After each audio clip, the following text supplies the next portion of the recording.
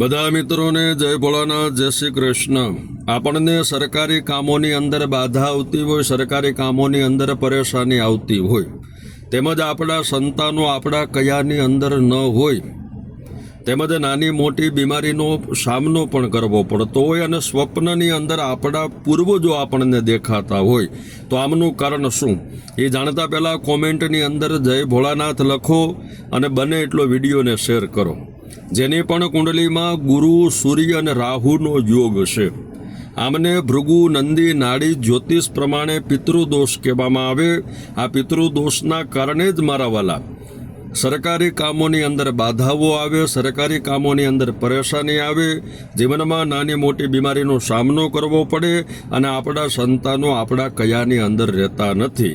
તો આમનું યોગ્ય નિરાકરણ આપણા શાસ્ત્રો અને વેદો પ્રમાણે કરવું જોઈએ।